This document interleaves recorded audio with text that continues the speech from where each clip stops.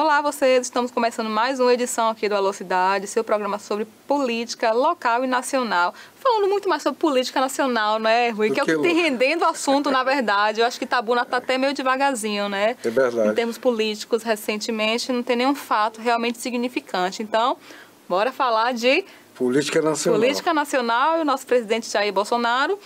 E começar falando sobre Rodrigo Maia, ele que é o presidente da Câmara. Ele fez algumas alegações com relação ao governo. Ele critica a política externa, que segundo ele é de caráter ideológico. Ele define que as decisões tomadas pelo ministro são totalmente voltadas ao interesse ideológico e não pensando de forma pragmática no que é melhor para o Brasil nesse sentido de relação internacional. Ô Rui, você como analista mesmo do cenário, você interpreta dessa forma também a atuação do governo com relação à política externa dela? Olha, eu acho que o Rodrigo Maia ele tá buscando um protagonismo de líder propriamente, quase que de um poder, né? Poder legislativo. Na verdade, as reformas que estão alavancando, o governo, ao menos nesse momento, foram protagonizadas por ele. Ele foi o elemento responsável, junto com o Centrão, liderando o Centrão, e tudo aquilo que foi excesso ele cortou, né? E o que foi positivo para a economia, ele liderou. Então, nesse momento que o governo, tanto interno como externamente, ele comete muito erro, muitos equívocos, sobretudo na área das relações internacionais, com um ministro tosco, é um ministro de carreira, mas que como você falou, está fazendo uma política externa ideológica. Veja bem, um dos princípios do Itamaraty é exatamente a não interferência nos assuntos internos de outros países. Então, se envolve com a Venezuela, com a Bolívia, com a Argentina. A Argentina é nosso segundo maior parceiro, né, comercial. Então tem impacto na economia, na balança de pagamento, nos empregos.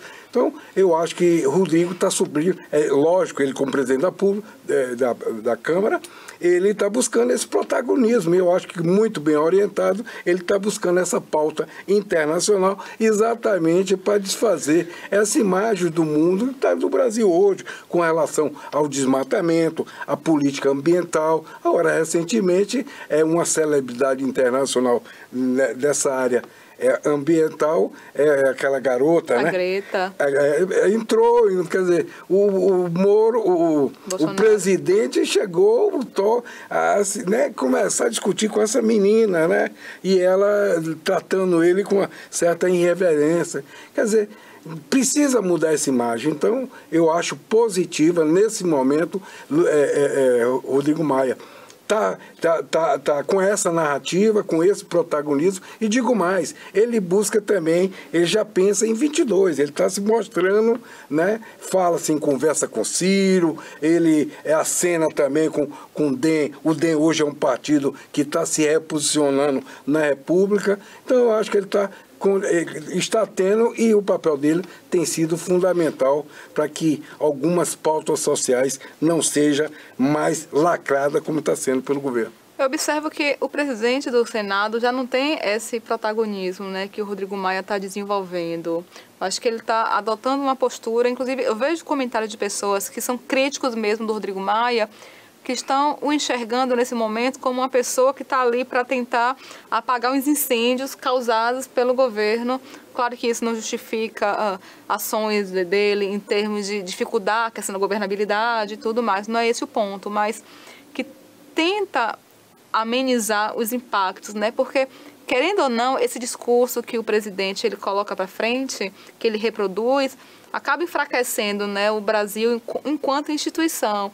Eu acho que ele pode ser ovacionado pelas pessoas, pela população, enfim, mas eu acho que não dá exatamente carta branca para dizer o que quer, porque tem esse respaldo, né? Então, eu acho que isso acaba afetando a nossa imagem, porque ele é o presidente da República. E note você, Helen, é o seguinte, o país é sua economia e seu povo. A economia, para você ter uma economia próspera para gerar emprego, né, você tem que, se você não tem capital, nós não temos capital líquido para poder promover esse desenvolvimento na infraestrutura do país. Nós precisamos de capitais externos, né, comprando aeroportos, privatizando vias rodoviárias. Para você fazer isso, o capital só vem se ele tiver um ambiente que é aquilo que nós chamamos de segurança jurídica. Então, um país que está mudando regra toda hora, todo dia, o capital não vem. Certo? Agora você pode dizer, mas a economia nesse momento está melhorando, o governo fala em um crescimento de 1% no PIB. Né? O que está acontecendo nesse momento é sazonal e é uma coisa que acontece todo ano. Outubro, novembro, dezembro, as empresas pagam um 13º, injetam quase 300 bilhões na economia, né? E as pessoas, aí você vê aí na televisão, os bancos tentando resgatar créditos podres, então faz desconto até 90%, outros querem comprar uma geladeira, um fogão, então está aquecendo um pouco a economia, mas não significa que a gente está tendo crescimento do emprego formal. Certo? Pelo contrário, as pessoas estão tendo mais ocupação, mas passamos já de 35 a 40 milhões de pessoas que trabalham, né, possível, vendendo marmita, fazendo isso, fazendo aquilo. Você avalia essa economia, porque assim, é fato que ela avançou um pouco, eu acho que até por tudo que tem acontecido, eu acho que muitos imaginavam que isso não seria possível, esse aumento, até porque, se eu não me engano, tinha uma projeção que não era muito positiva no início do ano acerca de como fecharia a questão do PIB esse ano. Não me lembro agora exatamente qual foram esses números. Mas a expectativa do governo, do ministro, era 2%. Era 2%, isso. Não alcançou, mas também não teve aquela queda que muitos imaginaram que teria. Pois então, acabou meio que se mantendo linear. É um PIBinho, de qualquer maneira, né? Porque aqui você projeta 2, né? Um país gigante, com 13 milhões de desempregados. E você cresce 1, tá certo? E fizeram arroxos estruturais, né? Você mexeu com a aposentadoria, né? Você tirou direitos, né? Você alterou a legislação trabalhista, já uma segunda, basta dizer para você que as demandas trabalhistas no Brasil caíram em 50%. Tá certo? As empresas não estão empregando, né? E as pessoas estão com medo. Ontem, não sei se você viu essa notícia, um empregado que entrou contra um banco, reivindicando quase 1 milhão, ele perdeu a causa e foi foi condenado a pagar 46 mil.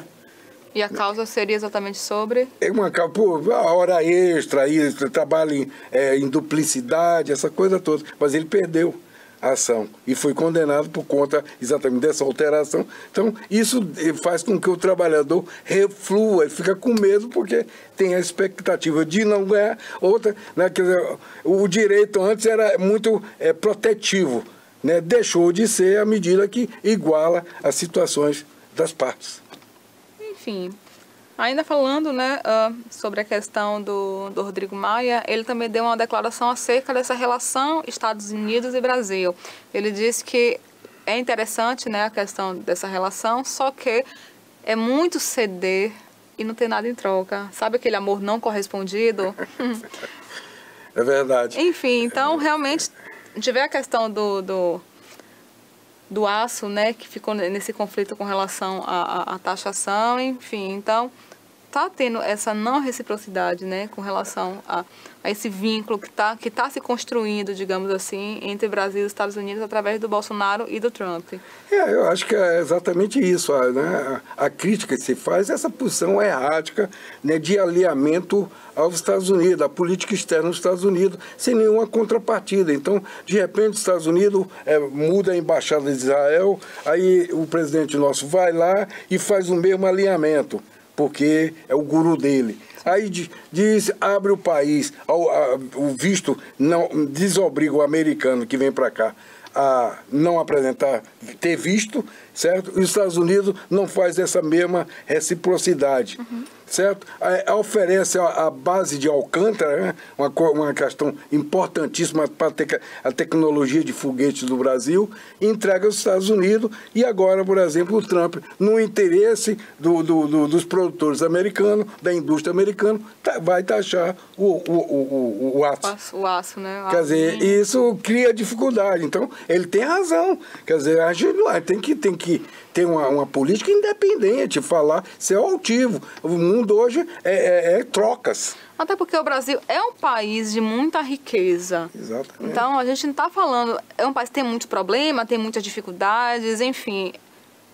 Mas também tem, né, muita coisa boa, assim. Eu acho que não é uma troca muito justa ficar cedendo, a não ser que seja algum tipo de estratégia que ele sabe que vai render algum fruto a médio, a longo prazo. Perfeito. Ok, às vezes a gente está plantando aqui agora, então para colher lá na frente, e talvez seja essa a visão que o presidente tem, espero que seja essa, né? Não seja uma questão de inocência, mas de uma estratégia de saber que está investindo agora para poder estar colhendo lá na frente os frutos.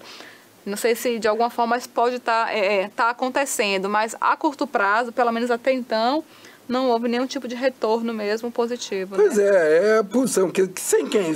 O Itamaraty no Brasil, o Ministério das Relações Exteriores, o Itamaraty, é reconhecido no mundo como uma das maiores diplomacias do mundo, muito bem preparado, grandes embaixadores. Então, é um ministério que você não tem que ter a inferência política, a decisão, você tem que ver os interesses do país.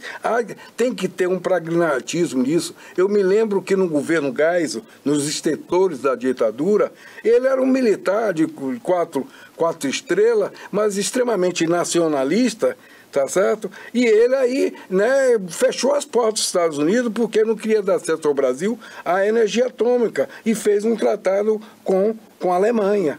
Então tem que ter altivez, tem que ter atitude. Tem que ter atitude, tem que ser firme também, Perfeito. até para conseguir conquistar esse respeito, não é? Porque não adianta só ficar cedendo, porque a partir do momento que a pessoa somente cede, aliás, qualquer tipo de relação, né? Trazendo isso agora para essa questão específica, quando você cede demais e você não exige nada, as pessoas se acostumam. Então, ele está viciando realmente o governo dos Estados Unidos. Olha, o Brasil está aqui, pode vir, tá, mas cadê? E o Brasil, onde a gente é competitivo, o Brasil é competitivo, e onde a gente é uma potência, é exatamente no campo do agronegócio, né? Exatamente. Produtos primários. Mas aí a gente compete para vender para a China, a gente compete com o produtor americano, que quer vender soja e milho também para a China. E carne.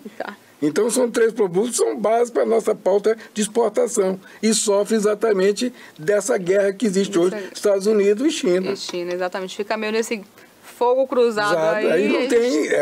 Tá vendo as coisas acontecerem, carne subindo o preço, que não é culpa, na verdade, do governo Bolsonaro, e sim de questões externas mesmo. Não tem... a pressão, né? A China está comprando muito porque está com a crise suína lá e a base da alimentação dele é o porco, né? É o porco, exatamente. Bom, eu vou fazer um intervalo comercial e a gente volta já com a Lucidade.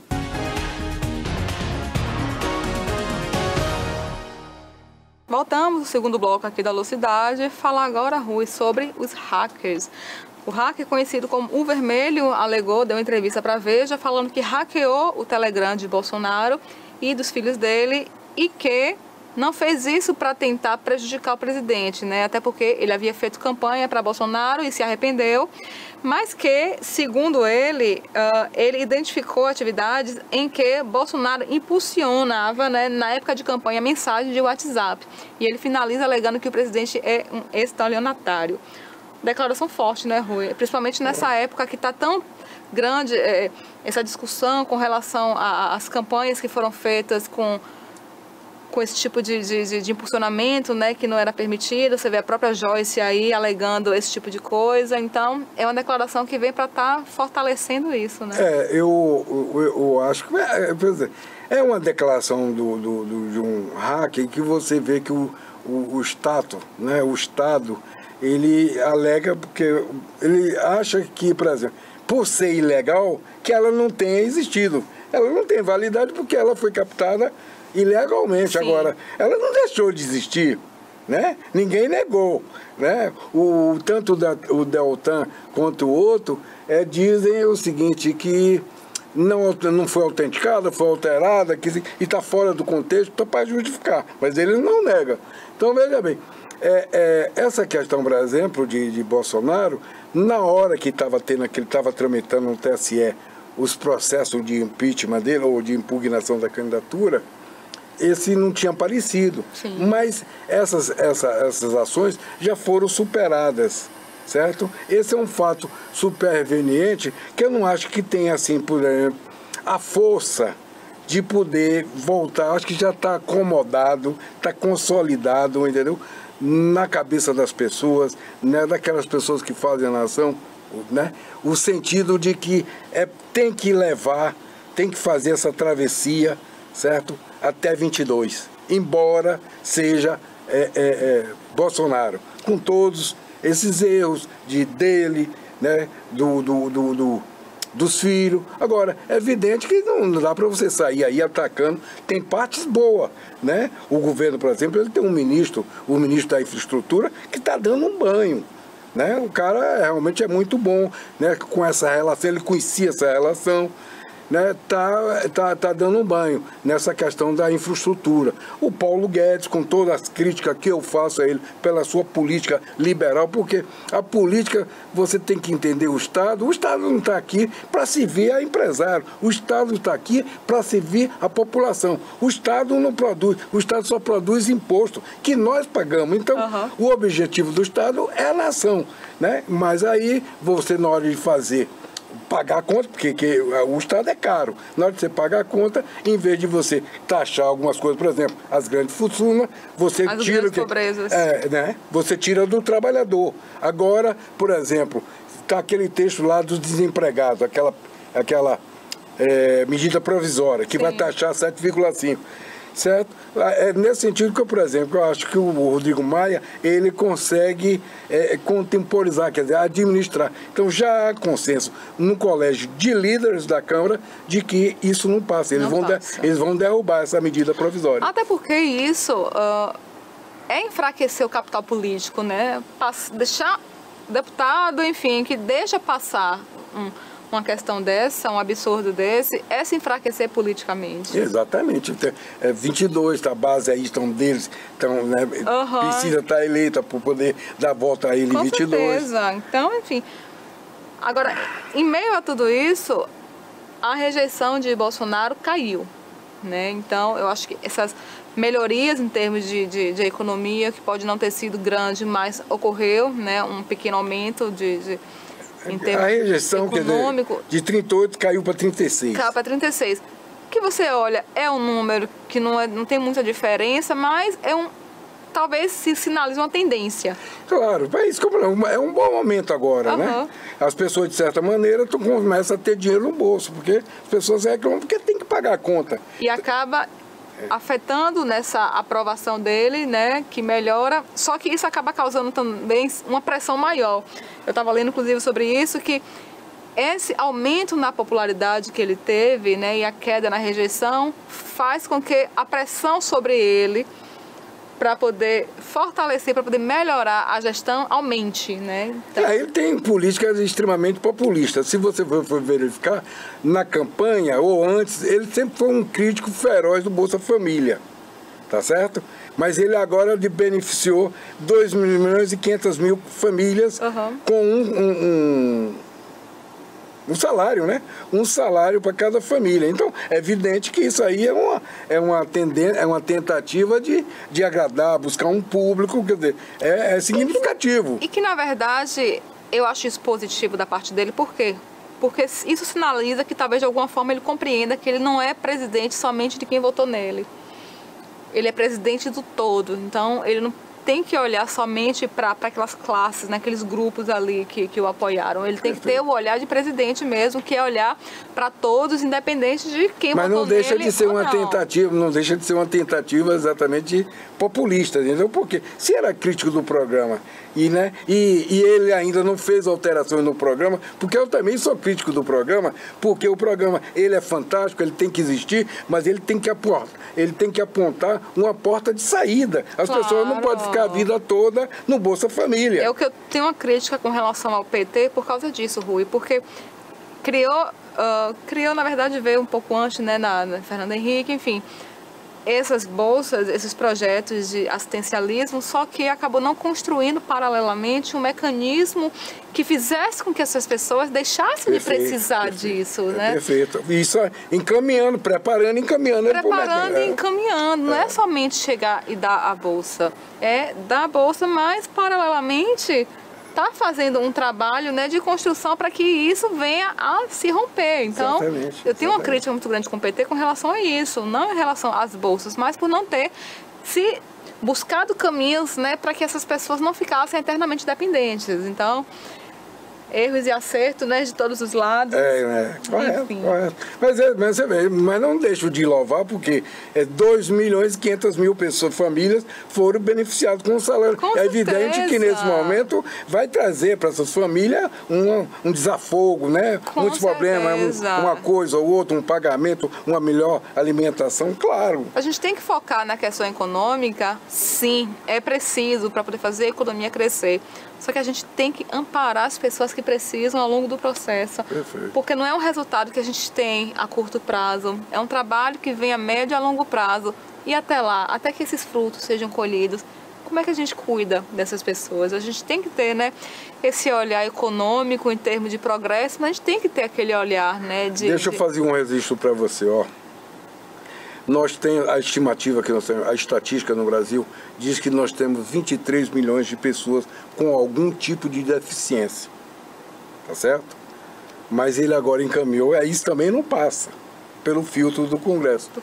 Ele encaminhou lá uma medida provisória para quê? Alterando a lei, desobrigando as empresas a fazer essa reserva de mercado. Um emprego que hoje 5% é destinado a pessoa com algum tipo de deficiência. Absurdo. Agora, eu lhe pergunto, quer dizer, qual o sentido de uma medida dessa? Quer dizer, não é um governo, é um governo antipovo, como, por exemplo, pessoa com alguma deficiência, né? Já tem tanta dificuldade de ingressar no mercado de trabalho. Não vai trabalhar nunca. Com isso, né? Quer dizer, alguém vai sobrecarregar, porque ele não vai trabalhar. É marginalizar completamente essas pessoas. Então, esse tipo de política é que tem que ser mudado. Tem que ser revista, né? Tem que ser revista. Bom, fazendo intervalo comercial, a gente volta já com o último bloco aqui da Velocidade.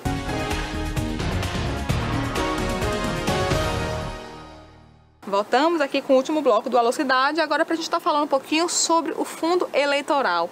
O presidente Bolsonaro vem aí, né, já sinalizou o veto a essa proposta, né, que visa estar aumentando para 3,8 bilhões o fundo eleitoral para 2020. Qual a sua opinião sobre o fundo eleitoral? Olha, eu acho que a democracia é cara, né? Bom, se você acabou, a justiça acabou, e o Congresso não se movimentou, né, e proibiu a campanha com recurso privado, só tem um outro jeito de fazer com recurso público, tá certo? Agora, a minha crítica é por conta dessa cláusula de barreira que parece que vai começar a funcionar agora em 20, né? Porque para você deixar de ter 40 partidos e ter 6 partidos. Ou seja, é uma tentativa mesmo de apertar, extinguir os não pequenos. Tem outra, não há mudança democrática, estrutural, no pensamento, se você não tiver, por exemplo, o voto facultativo e candidatura avulsas, certo? Você quebra todos esses mecanismos, né? De atração, de televisão, de mídia, disso, daquilo, de todo esse artificialismo da política. Eu acho que a gente tem que rever tanta coisa, a gente tem que repensar esse modelo nosso. Pois né? É, aí fica caro. Partidário, porque assim, eu não sou contra o fundo partindo de uma premissa. O pobre tenha tanto direito de participar quanto o rico. Porque você se imagina, sem o fundo partidário, só quem tem dinheiro, na verdade, vai ter chances de eleição, de ganhar uma eleição. Por quê? Uma pessoa, um trabalhador mesmo, né, comum, que ganha ali seu salário, mas que é uma pessoa esclarecida, que gosta de política, se o fundo partidário, como é que ele vai disputar de igual com uma pessoa que tem Não recurso? irá. Não vai. Sabe o que isso vai acontecer? Sem o fundo, os poderosos vão dominar tudo. É o que está acontecendo, porque o fundo, quem recebe é a conta da direção nacional. E a gente tem que rever esse formato de distribuição. Pois é. E aí vem para os estados. Ó. O estado, todo mundo tem um partido para chamar de seu. O PSB é Lídice, o PMDB era Gedel, ou agora são seus seguidores, o DEM é de... Né? Então o dinheiro vem para a mão deles. E eles aí só direcionam para os seus aliados. Então, né, há uma discriminação ali, já latente, né? Então, é uma coisa difícil, tem que equacionar. E é realmente caro. 2 bilhões é muito dinheiro. Olha, eu sou muito clara. Eu seria a favor da extinção desse fundo com uma condição. Que se colocasse um valor limite que uma pessoa pudesse gastar e que seja um valor da alçada de qualquer pessoa. Por exemplo, a campanha para vereador só pode gastar 5 mil reais. Acabou, não importa se é rico ou se é pobre. O limite é gastar 5 mil reais numa campanha. Mas como você controla isso? Poder econômico... Mas aí é você realmente construir mecanismos, né? Porque aí você vai ter que criar um serviço secreto. Porque, por exemplo, um poderoso, ele vai atender os 5 mil na planilha, mas por fora ele vai ter amigo, vai ter dinheiro, vai ter festa, vai ser isso, ele é muito mais forte, através da empresa, através de doação de caixa 2. Não, nem mesmo, mas não declarado. Não declara, não precisa. Ó, mas aí a gente trabalha em cima de mecanismos para punir mesmo, de punição efetiva. A solução é o voto obrigatório. Voto facultativo. Facultativo. É um caminho também. E os partidos, aí ele teria que atender, já existe agora na legislação, como é que se diz?